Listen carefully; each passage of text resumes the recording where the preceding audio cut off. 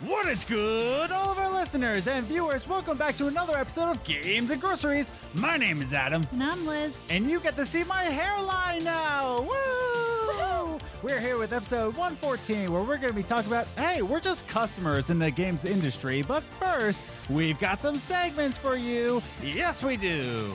Hey. We're here. We are. Episode. Every time you say, but first. Yeah. Big Brother. Big Brother. But first. Fallout. Does she say that? Does she play Fallout? No. Oh, okay. You were going to say what episode it was? Yeah, it's episode 114 where we're going to be talking about that. But first, we've got... I just want to share a special announcement we've been planning. This has been in the works a little bit for the past month or so. Probably. I would say, yeah, probably almost a month. Yeah. But starting on August... Well, when the episodes come out, like early September, I forget when the first episode. The first episode will come out on August 31st, my birthday. In case anyone was interested. Yeah, so August 31st, we're doing a special Tell Me Why episode. So yes. Tell Me Why is a new game coming from Don't Nod Entertainment. I believe it's Entertainment. Don't Nod, but the same studio behind Life is Strange. Don't Nod. You know who it is. Yeah. Behind Life is Strange are releasing Tell Me Why in new chapters, 3 chapters coming out every single week. And following those chapters, we're going to be having a special roundtable discussion of each of these episodes with a special new guest in each episode. So chapter 1 will release August 31st. We're just going to be discussing what happened in chapter 1 with a special guest. And chapter 2 will come out with a special guest. And each Monday, there will be a new guest talking about a new chapter.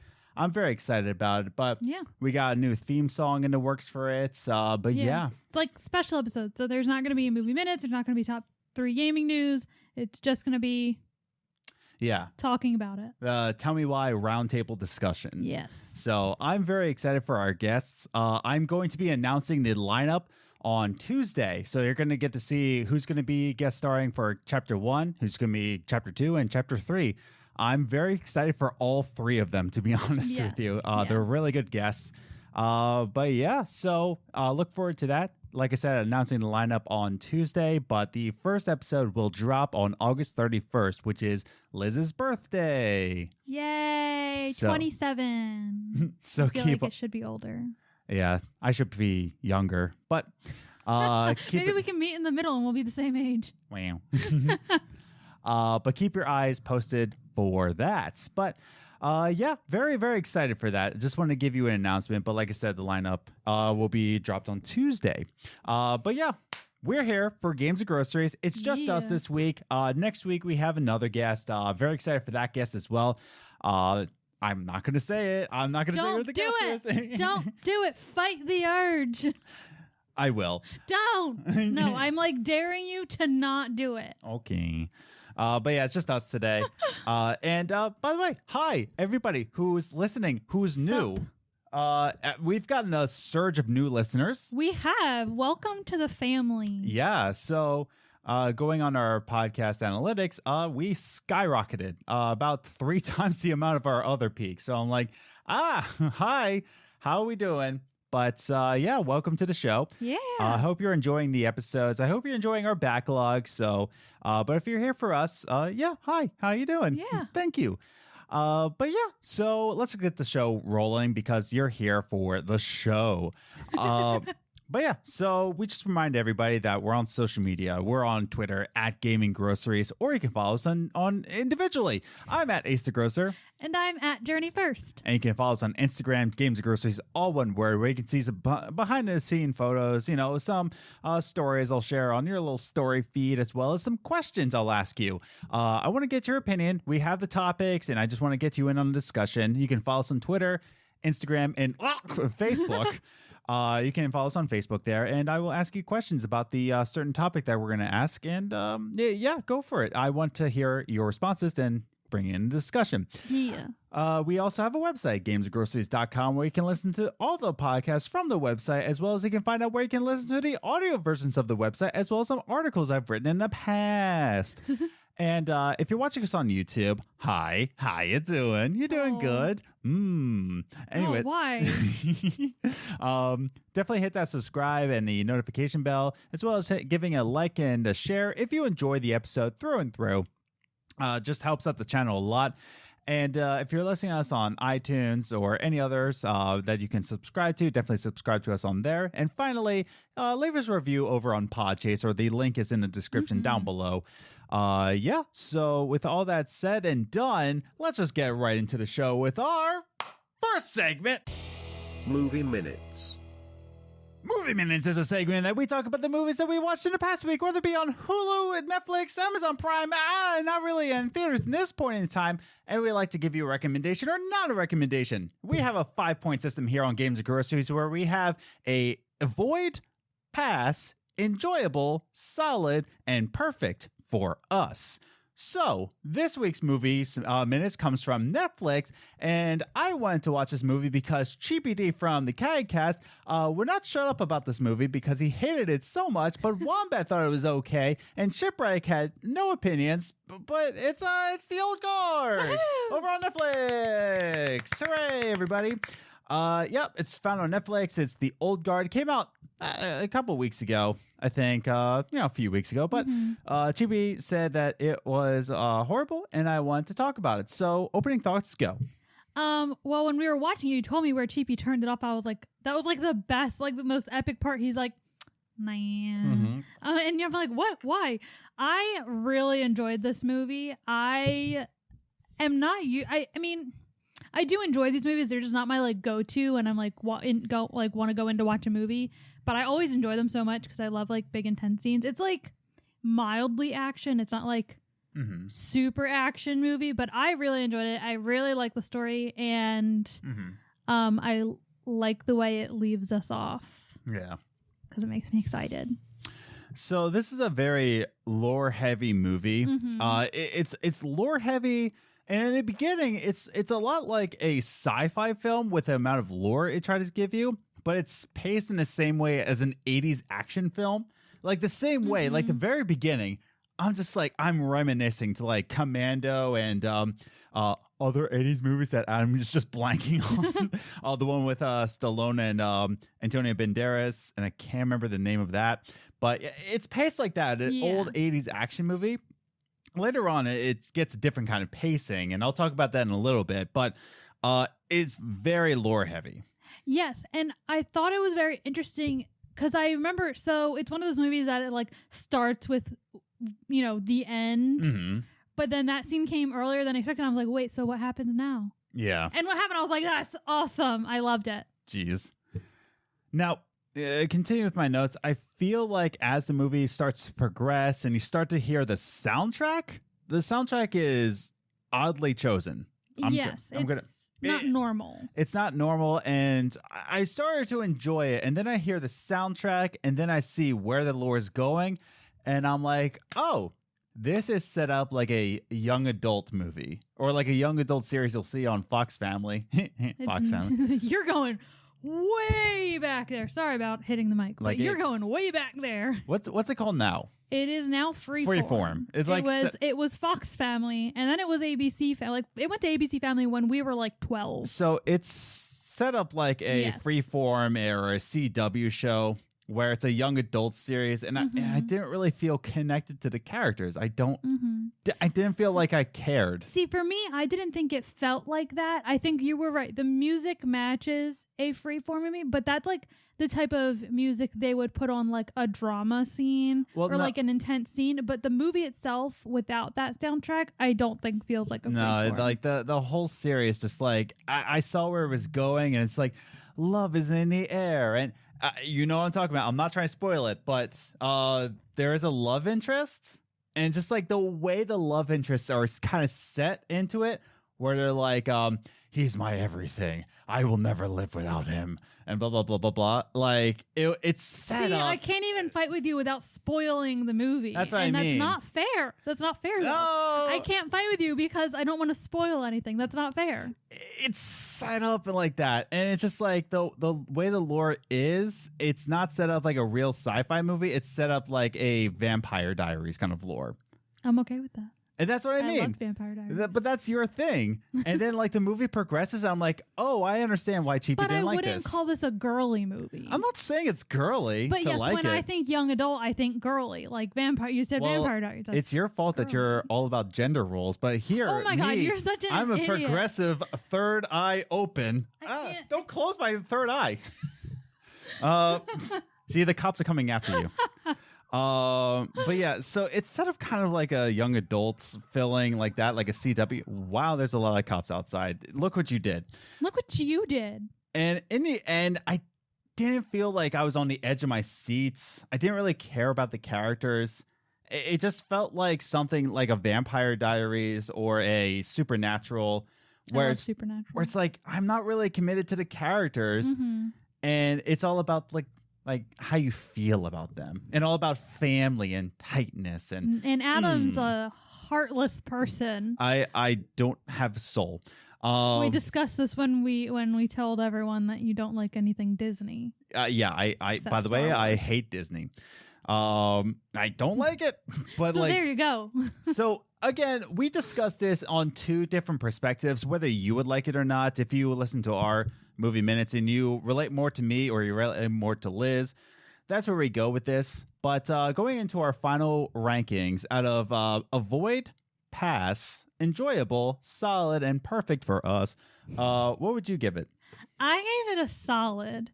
Okay. I enjoyed this movie. This movie surprised me with the twists, and I'm quite excited for it. Can I not spoil the end, but say It's so it does leave you off knowing there's going to be a second movie, yeah. and I'm quite excited for the second movie because I really liked it. Well, I gave it a very generous enjoyable. Like it's a fine, okay movie. Like it's Will you watch the second one with me? no. I'm gonna give that one a pass. But the difference between avoid at all costs. Don't ever watch this movie. Like the last movie we did. I can't remember the name of it. Oh, A Simple Favor. Yes. Avoid that movie. And pass is kind of like, if you don't have time for it, it's not like the end of the world if you can just give it a pass. And then enjoyable, it's like, yeah, cool. And that's the thing. It's like, I don't think this is a pass. Like, but when you do put it on, it is enjoyable. It's fine. It's okay. But for someone like me, I don't like Vampire Diaries. I don't like Disney. I don't like anything that's offered on CW. Really, it's just who I am. It's a very, very generous, enjoyable. You like more deep stories, Yeah. whereas this only went so deep. Yeah. Like this It was is a very simple plot line. yeah. And it's not even the love interest that I got annoyed from. It's how they set up the love interest. I'm like, this is corny. I'm just like, I couldn't do it. I loved it. Exactly. You're like corny love. And I'm just like, it's so Can I say? corny. Turning 27 years old, I still watch Gossip Girl. So. Oh my goodness. So if you relate more to Liz on what she watches, cool. It's solid for her, but for me, it's more of a pass. But if you do put it on, it is kind of enjoyable. So, but yeah, it's again called The Old Guard. It's found on Netflix. Watch it for yourself. Give your own opinions. Leave your comments down below if you enjoyed it, if you didn't enjoy it. But with that said and done, let's just move on to our second segment. What the heck? I don't know what that was.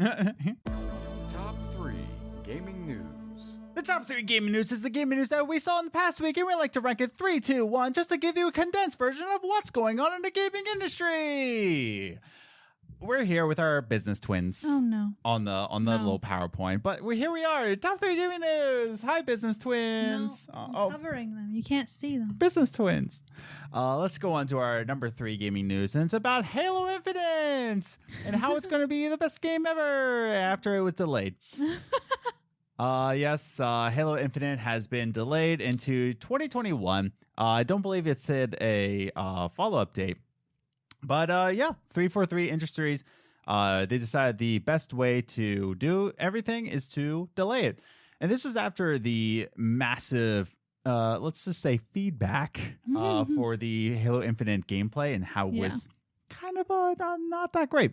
Yeah. Especially going on Series X, like the next gen. it looked unpolished, and they said, "Oh yeah, it's not a finished product," and we're all just saying, "Yeah, but it's coming up in like a couple months though." Yeah. Like, holy crap! But yeah, people were disappointed. Craig the Brute was a thing, and let me read this statement from Chris Lee, who says, "We have made the difficult decision to shift our release to 2021 to ensure the team has the adequate time to deliver a Halo game experience that meets our vision.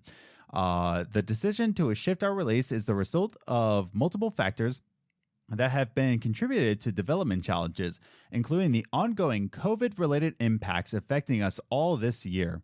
I want to acknowledge the hard work that from our team at 343 Industries, who have remained committed to making a great game and finding solutions to development changes. However, it is not sustainable for the well-being of our team or the overall success of the game to ship it this holiday."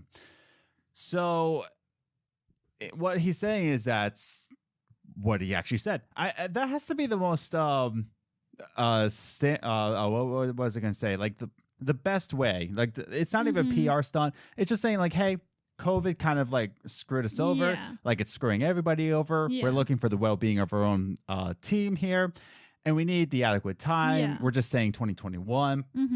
And what's crazy is that this actually is not affecting the launch for Series X. So Series X is still launching. Yeah. They say it's going to be November 6th. Is the rumors November 6th, and this is not delaying the launch of the Series X. It's just going to be all that. So what do you think about all this? I mean, I say the same thing every time we have a story of a game being delayed. I'd rather them delay it than release a broken game. Yeah, completely. And I agree with it. Like I said, if we saw this kind of gameplay, if we saw it a year ago, like great. Like, if they said a year ago, like, oh, this is not finished, I'm like, wow, this is going to be fantastic a year from now. But it was going to come out in a couple months. Especially we got it in July, and if it's going to launch in November, so August, September, October, November, like 4 months. That's a lot to ask for. So they want the adequate time to make it as much. And that's the thing. I'm willing to wait for Halo Infinite. Yeah. What's that? And I was going to say, it's a nice change of pace for the gaming industry, that they're thinking of their employees as well. Oh, yeah. Saying, like, we want them to stay safe. So, yeah, we're giving them more time. Yeah. It's nice. So good on them. I've waited 5 years for Halo Infinite, so I can wait another year. So yes, it's what it is, and I'll be alive to play it. That's all I'll say. But good on you, 343. Now let's go into our number 2. Number two gaming news. If I can find my mouse, I don't even know where mouse is. I'm pretty sure it's over here. Let's find out. There It you is go. over there. Come back here, mouse. There you are. So this is about Control and naughty Remedy. No. How dare you, Remedy? I just applied a 343. And Remedy over here being like, the bad Remedy. Anyways, so Remedy has said that, we won't be providing next-gen upgrades like everybody else has been doing, like Microsoft, who says all of our games will be a free upgrade. So if you buy it on Xbox One, when you get the Series X, it will be a free upgrade. Ubisoft says same thing. Oh, yeah, we'll be plenty to do that. Ubisoft's doing a lot of other things that we're not going to talk about, but they're going to be free upgrades. What does Remedy say?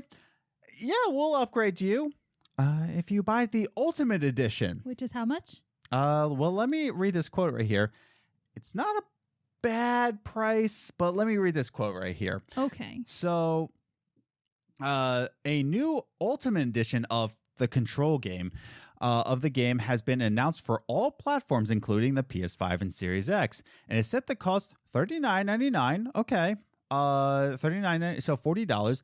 It includes the base game and both expansions, as well as all content updates since its release, and that's it.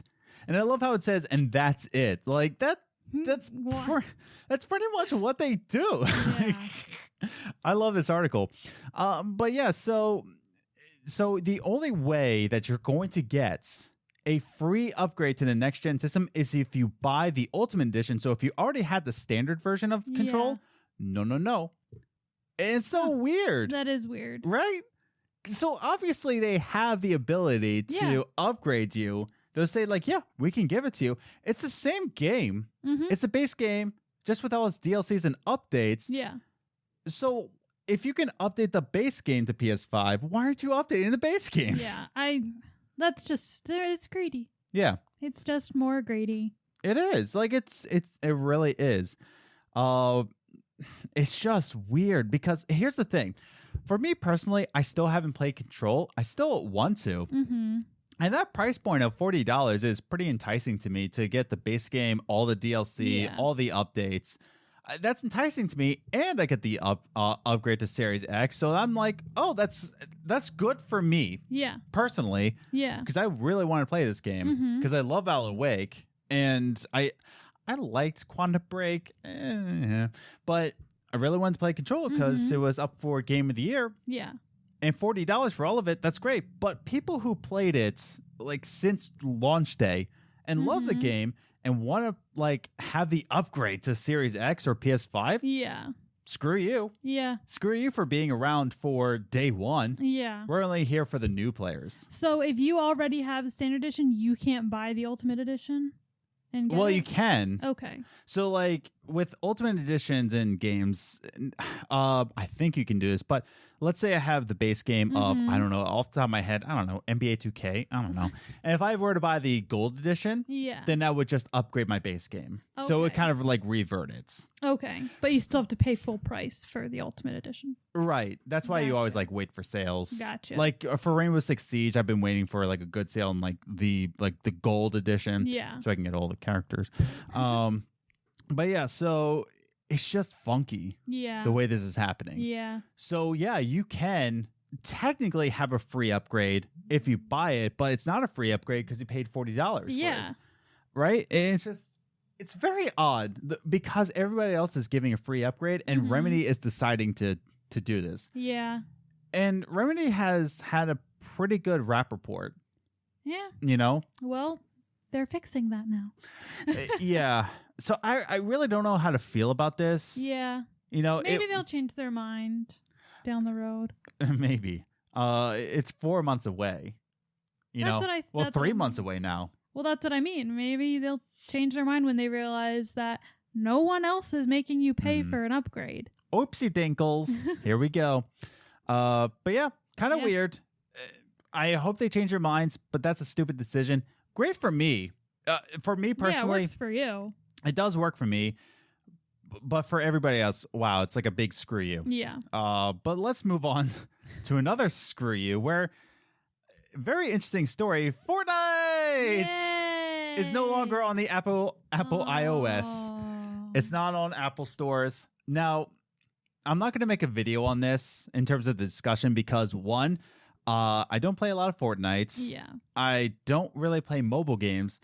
I don't even have an iPhone. I have an Android. So Yeah. like I have You're no so removed from this situation.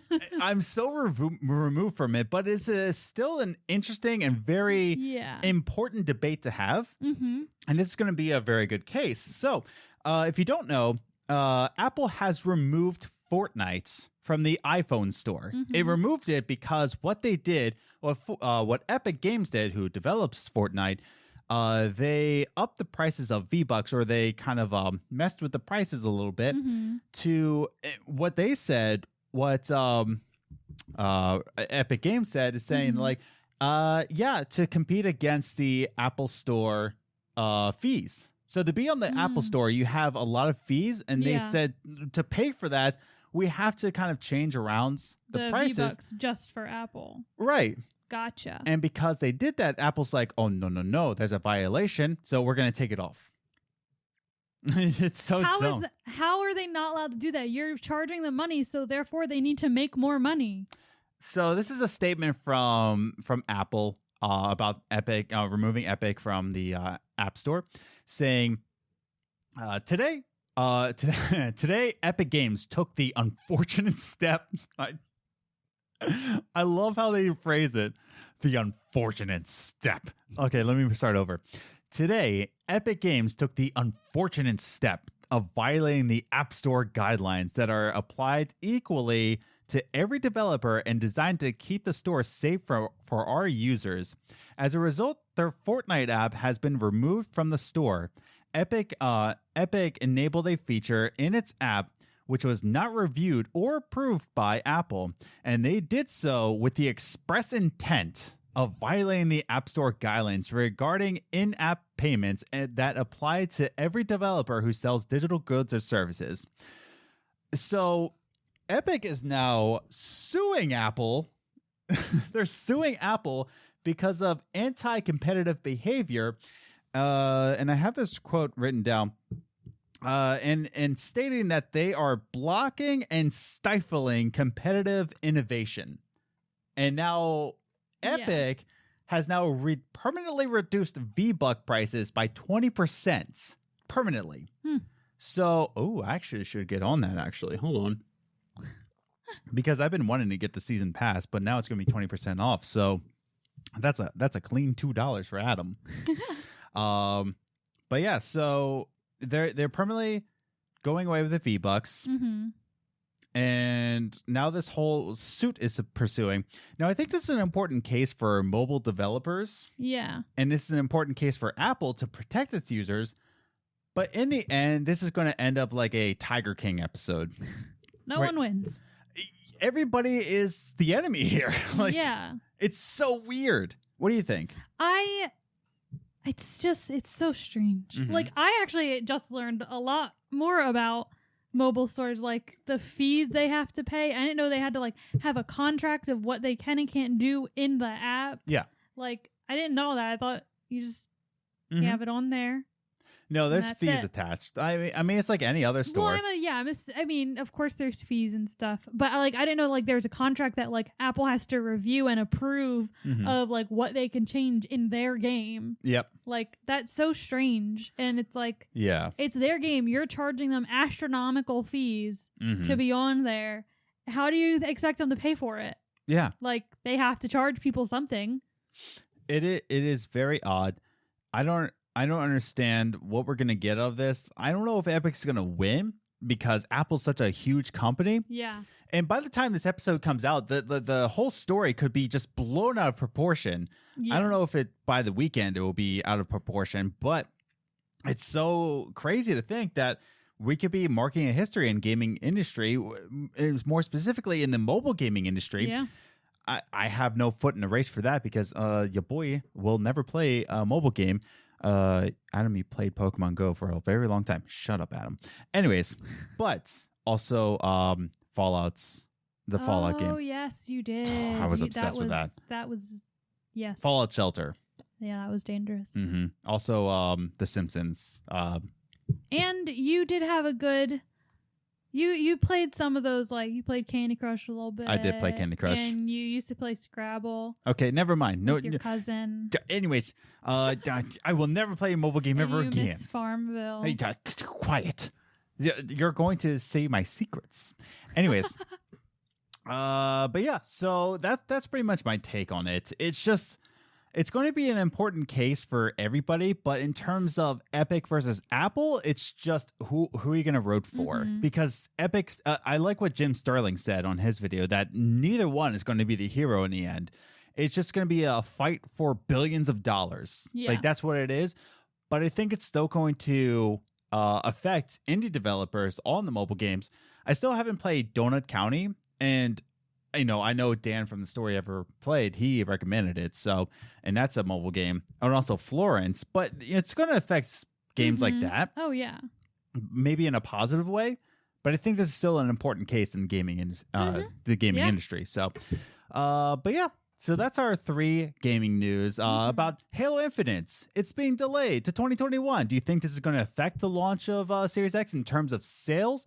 Do you think anybody really cares? Am I going to be crazy without Halo Infinite? The answer is yes. And then number 2, Remedy. Bad Remedy. Grr.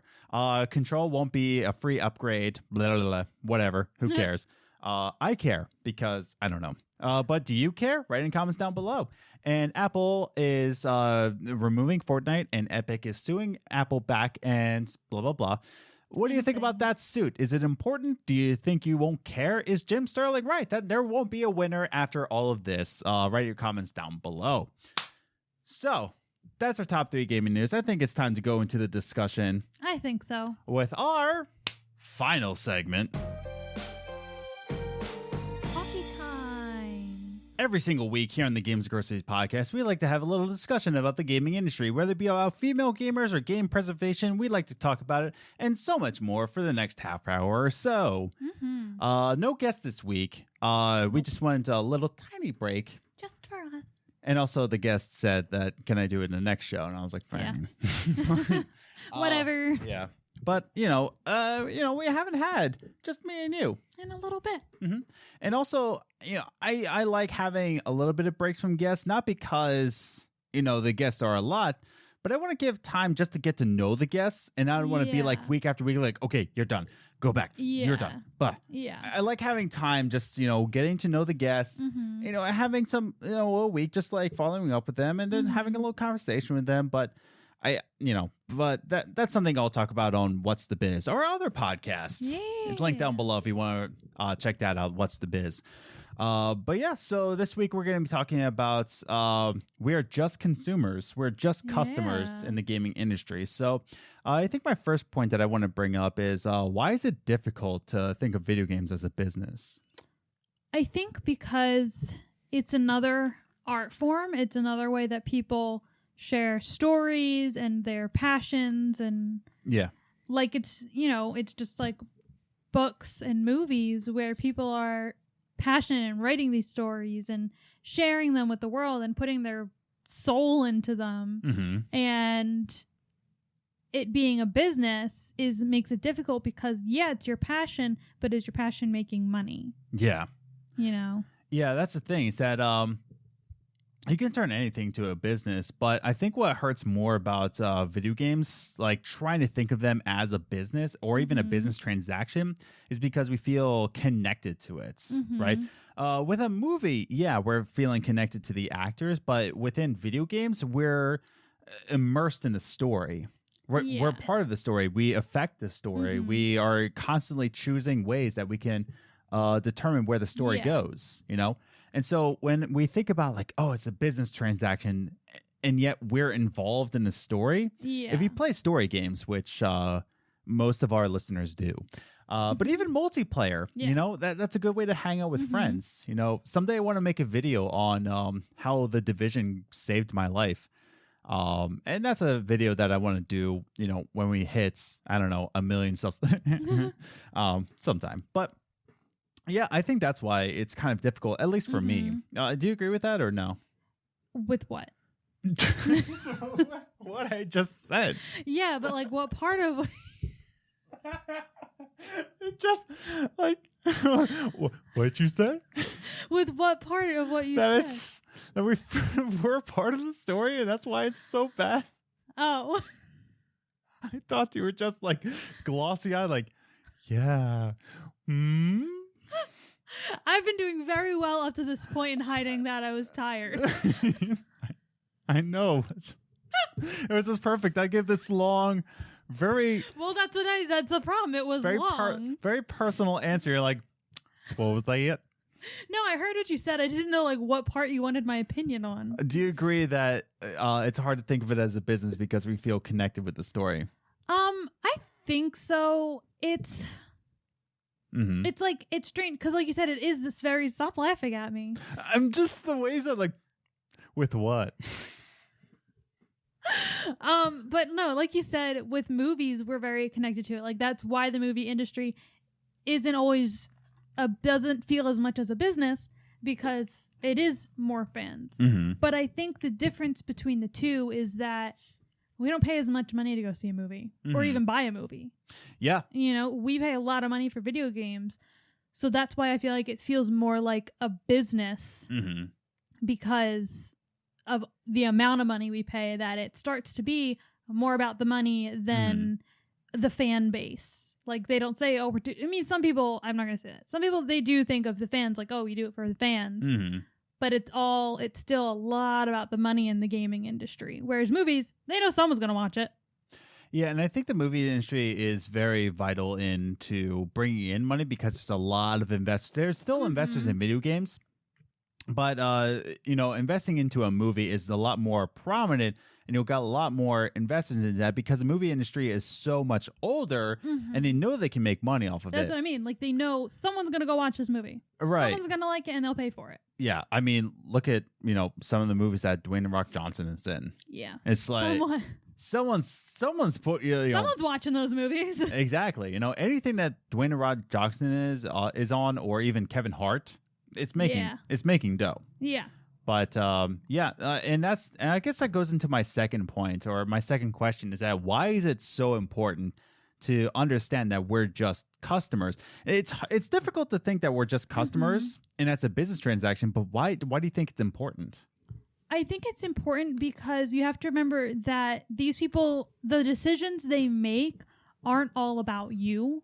Like, oh yeah, yes, they completely understand that you really wanted this thing to happen in the game, but their investors, the people that pay their bills, I mean, yes, you're gonna buy. I mean, they know you're gonna buy the game because you're a fan. Yeah, but they can't do everything you want because, again, they need to pay the bills. They need to pay the employees. And to do that, they need to make first the investors happy. Yeah. And they can't take up all the time of their employees. They have to pick and choose of what's going in this game. Yeah. So I think that's where we forget is that, yes, they do try and think about the fans, but they can't always do exactly what you want because they have to make other people happy first. Yeah, no, it's and that's the thing. They have to make other people happy first. And I think there's a line where the business kind of takes hold of a game, where there's definitely people in the upper echelon where they're thinking about the investors, but then there's also the people of the upper echelon, and they're thinking about their bottom dollar. Yeah. Not even the investors, but like how many mansions can they buy? Yeah. I mean, think about, Andrew Wilson of EA, like the CEO of EA. Of course he's thinking about employees, right? Or even was it Blizzard or Riots? I can't remember off the top of my head. But one of the two, I'm leaning towards Blizzard, but I feel like I'm wrong. But one of the two, Blizzard or Riots, they released, or someone released, a whole spreadsheet of all these different payrolls, right? Yeah. And how much people make. And Bobby Kotick, who's Blizzard, I want to say it's Blizzard, but I feel so wrong. But Bobby Kotick is making like millions of dollars, and they're just saying that like, wow, they're looking out for their bottom dollar. Whereas people in the upper management are saying like, I gotta keep my bosses happy, keep the investors happy, but I also gotta keep the fans happy. Yeah. So I think it's important to remember, like what you said, they don't care who you are. Yeah. Sometimes, it's personally. Yeah, like you always complain when video games have love interests. Yes. You think it throws a wrench in the because I have story. No heart. Yes, I know, dear. Yeah. But you hate that. And there are a lot of people who agree with you, who just want the story, and they don't want it when the love interest is forced into it.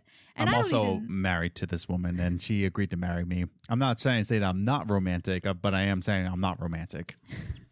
You're romantic in your own way. Thank you. Like when our first anniversary, you bought me ice cream. You surprised me with my ice cream. Yeah. Anyway, yeah. That story's for another time.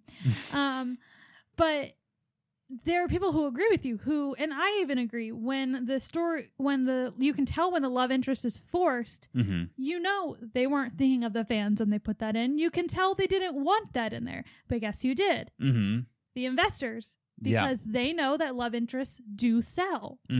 So there you go. Like, they're not thinking of the fans at that point. They're thinking of the people they have to please. Yeah, and sometimes it's not even a good thing. Like the articles that came out, what Jason Schreier wrote about with the upper inner circle of Ubisoft, and how they said, with Assassin's Creed Odyssey, Cassandra cannot be, the main character because they said, quote unquote, women don't sell. Yeah. And they had to have a man in there. And then clearly the person who wrote that wanted the female. Yeah. But he didn't get that choice anymore. Exactly. And it so sucks. It sucks for not only people developing the game, but people purchasing the game. Yeah. Where it's just like, well, we want Cassandra. We think women they do sell, because guess what? It's not 1951 anymore. It is now 2018, 2019. Yeah. And the year is now 2020, by the way. Yes. If you lost track of the calendar, like your boy has. But and that's the thing. No, we all know it's 2020. Yeah, I know, but like what day it is, no. But the year, yes. I don't even know what month it is anymore. It's August. It's 2 weeks till my birthday. Yeah. But I think it's important to remember, because it's important to remember that they don't care of who you are personally. Like, I'm a huge Xbox fan. I love Xbox. I'll always love Xbox because I'm just a robot. But Phil Spencer does not care who I am, nor does he know my name. He will, and he will be on this podcast. I will make sure of it. Don't be making promises you can't keep. Hey, if he came on the Gamertag Radio podcast, then he's coming on Games and Groceries. Okay. Tomorrow. I wish. But yeah, he doesn't care who I am. Yeah. And that's the thing. Even when, like, let's say tomorrow, let's like, argument's sake, Phil Spencer comes on the podcast. He still does not care about my decisions. Yeah. He's not going to text you, be like, do you want this feature in the next Xbox? Yeah, no, he's not going to do that. Exactly. Like, I could be sitting down with Phil Spencer every... Oh, this happened last time. It'll come back. No. Well, will it come? That was just the camera. Camera 2 turned off. That happened last time. Yeah. Well, if that's anything like last week, then we've lost all of camera 2 for this part of the conversation. But yeah. So... Anyways, so we're back, everybody. That's weird every time it does that. I have to move the mouse around. I think that's what it does. But anyways. Yeah, we need to look into the settings or something. Yeah. So anyways, back on topic. But yeah, so if I sat down with Phil Spencer every single week in a coffee shop, he doesn't care who I am. Like, he doesn't care about my opinion. Yeah. And I think it's important to remember that, because we start to take games personally. And I think that's where console wars start to take place, where they're saying like, oh, like it becomes my identity, when really you need to remember that you are a customer. Yeah. This is a business transaction with some fun in it. Yeah. But I think we need to make that distinction, because like if we take it too personally, we make it our identity, and we start to get frustrated at game developers and upper class. Like I get frustrated at Phil Spencer. Anyways. I don't ever. He's my boy. I wish. Anyways. Oh my goodness. But that's the thing. Like, how can the business transaction kind of take over the fun of the game? Like that's the other part, is that there is some fun involved in video games, but where's that line that toes between, like, there's always that balance of business and the fun of the game, but where can the business kind of like overlap the fun of the game? The amount of money the game costs and the extra expenses inside the game. I like what you said, the amounts, because remember what 2K said, like saying like, oh, only certain games are going to be $70. Yeah, that's like, excuse me. But like for me, like when I see their like in-game transactions, like even on my phone when I'm looking at apps, if they say, oh, there's in-app purchases, I'm like, well, I'm not getting that app then. Like I'm not gonna do it. And so like with games, for me, I don't really even like spending money on myself in general. Yeah. So to buy a game that's so expensive, probably never gonna buy unless someone buys it for me. Yeah. And I wouldn't enjoy it if I spent $70 on a game. It would take me a very long time to forgive myself for spending that much money. Yeah. And then if it's a game that like needs you to make more purchases in it, like that makes it so much less enjoyable that you can't get the full game without paying more. Yeah, and that's the problem, is that, you know, sometimes they lock off things, sometimes they lock off characters in a certain video game about Marvel, but who knows about that. But yeah, like when they start to lock things off, and when they start to say that the only way you can progress is through microtransactions, the only way to do this, and that's the thing. When they start locking off the fun, behind business transactions, and that's the thing. I don't think it's even like locking off in terms of, you know, purchasing the disc in of itself or purchasing the game on your store, right? Because that's the thing. That's where the customer comes in. And like, I don't expect to get Tony Hawk's Pro Skater 1 and 2 remaster for free, I hope. But that would be nice. Email me back, Tony Hawk.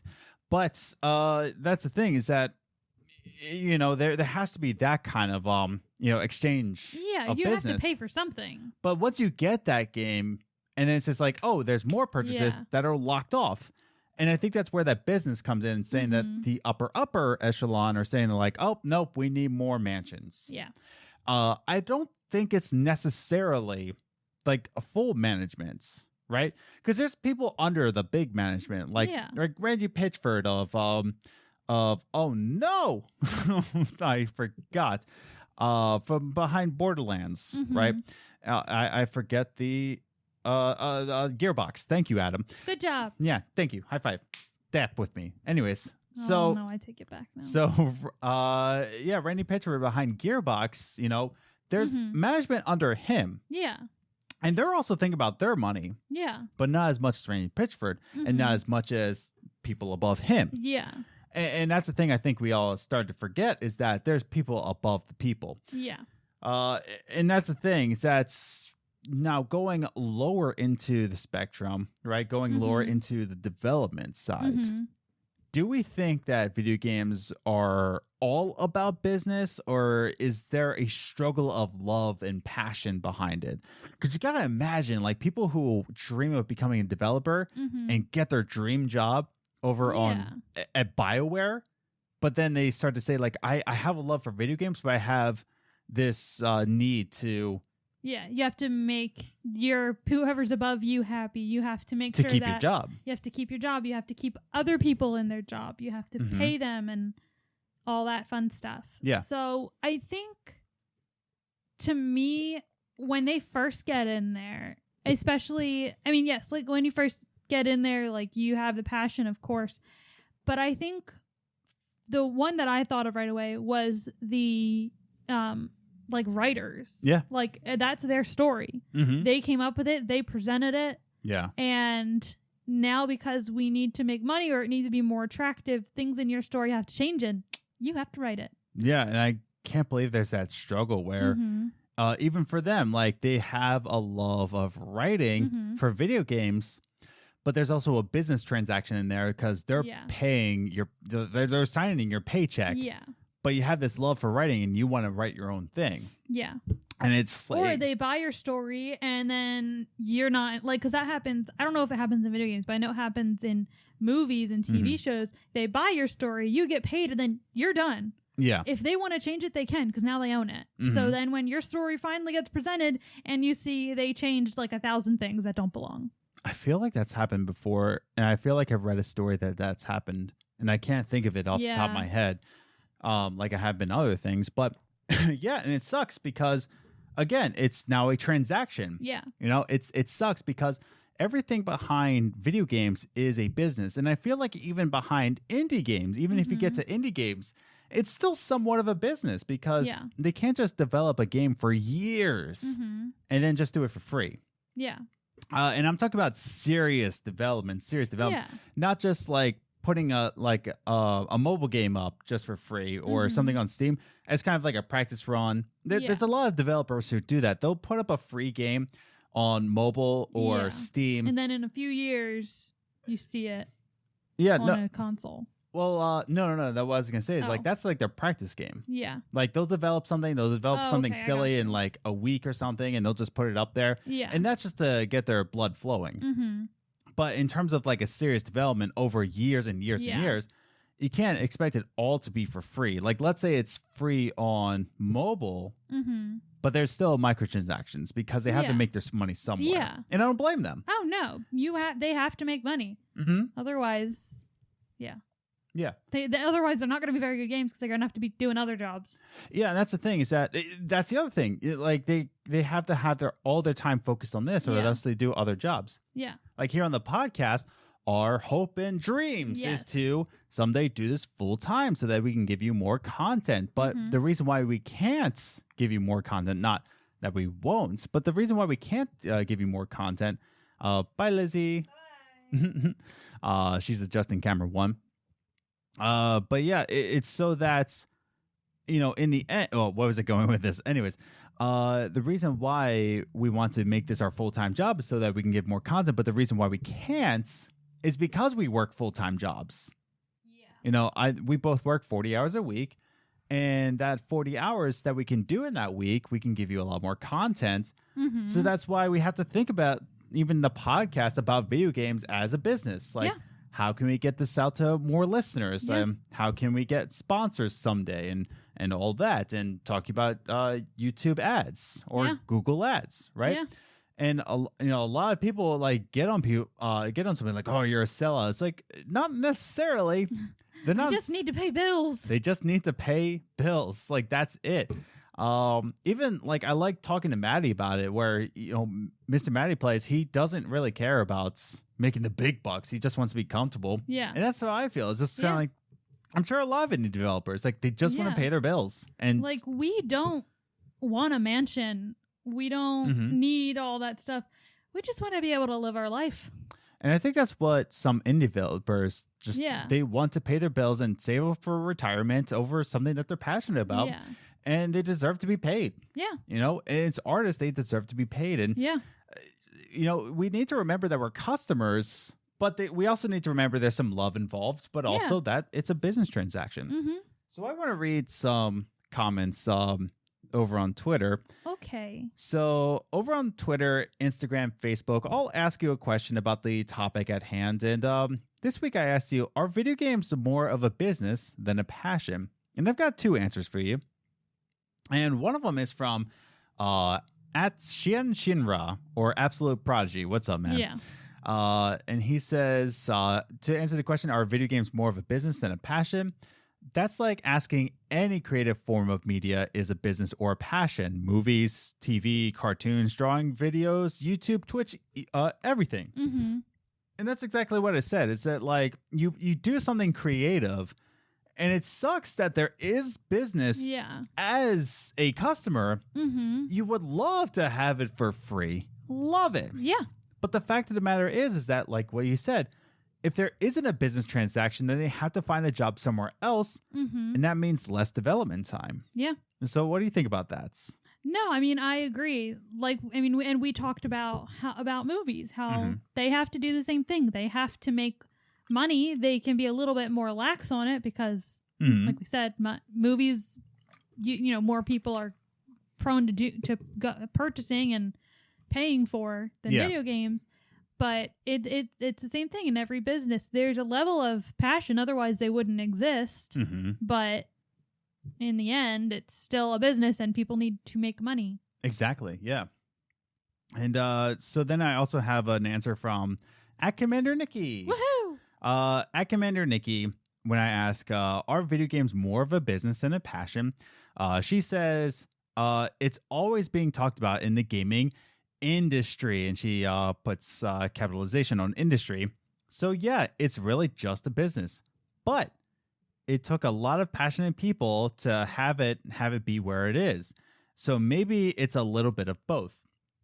And I think that's what we talked about here. Just kind of like, it kind of is a little bit rough to think about. And that's what I asked in the first question. Is it kind of difficult to think of video games as a business because there is passion behind it, but there's also business behind it? Yeah. And it sucks as a creative, right? As a creative, me and you, it sucks to think about that business because sometimes we do want to just give away our art for free. Yeah.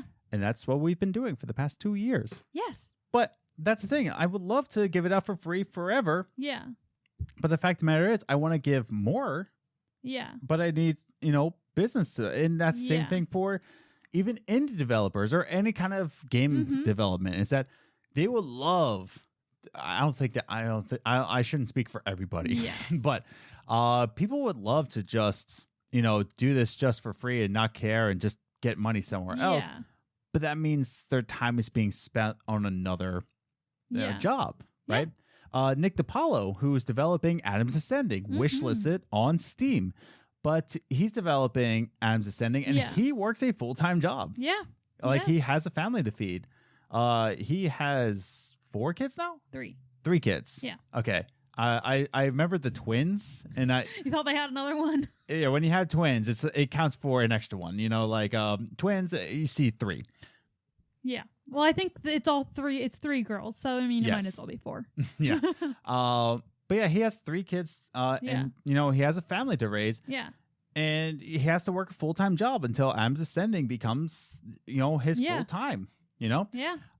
And he deserves to get paid for the work he's doing. Yeah, because he's not, and I think it's even more so because when you're doing a regular job that's paying you and then also your passion project to hopefully one day make money, you're working 2 full-time jobs. You are. Like, we do a lot of work and give up a lot of our time. Free time, yeah. Like, we have next to no free time because this is what we want to do. Mm-hmm. So I think when you finally get to that part, like where you could be making money, I think you should be so that you can do more. And so like you put all the work in. Yeah. Like people have to remember that people, especially the people who are doing indies and things like this, it's like you put all your time into it. Like, yeah, you kind of deserve, I don't want to say deserve, that sounds wrong, but you should get paid for the work you put in. Yes, exactly. And to not like, especially for like YouTubers who just do ads to make money, like it takes you 2 seconds to watch the ad. Yeah. It's like, you're not paying anything. Well, 30 seconds. Whatever. But you know what I mean? Yeah. I was exaggerating. Yeah. But that's the thing. Like they're not asking money from people. I mean, indie developers, yes, but usually not as much as the regular developers. Mm-hmm. So, I don't know where I was going with that. Yeah, no, I think that video games, unfortunately, have to be a business. Yeah. And we need to remember that we are customers. Yeah. There's a line that we need to remember because if we don't, we're going to take things way too personally and it's going to be your identity. And 2, it's going to be like you just deserve this decision when really you're a customer. Like that's the thing. You do have a say in it as a fan, sure, but at the same time they need to pay bills. Like you can't just get everything for free. And I think having that line, have that sort of distinction will help in the end to realize that yes, I do have a say in terms of a fan, but I don't have the ultimate say as someone who has a majority stock in the company. Yeah. Right. Any closing thoughts before we go out? I don't think so. I think if I tried, it'd be probably a rambly mess. Wow. Yeah. But yeah, so that's what I think. I think that it's the unfortunate side. But I also realize that I am just a customer. They don't care about me personally, but I think they care about me as a fan. As a collective. I think they try their best to bring in as much of what they know the fans will want without making their investors and higher ups angry. Like, they do their best, but just keep in mind they do have a lot of people who pay their bills. They have to keep them happy first, and then you. So I think we can close out our conversation and our show here. Yeah. We hope you enjoyed this one. Again, we didn't have a guest this week. We will have one next week. It's a different vibe when there's no guests. It is. It feels more empty. I don't know why, but maybe because there's not another person on the screen. Maybe that could be it. But yeah, so we hope you enjoy these ones with It's Just Us, and we want to take a little bit more breaks just to get to know our guests a little bit better. But so we thank you for watching this week's podcast, and don't forget to leave us a review over on Podchaser. And like I said, I'm going to be announcing the lineup for the Tell Me Why roundtable discussion on Tuesday. I'm very excited for that. So they're going to be taking place on Mondays when our usual podcasts are on. But it's going to be more of Games and Groceries presents the Tell Me Why roundtable. And yeah, I'm very excited for that. Yeah. But super excited. Yeah. Super excited to play the game. Oh yeah. Yeah, I'm super excited for our guests too. Yeah. So it's going to be a great discussion. So exciting couple weeks. Oh yeah. 3 weeks. Well, yeah.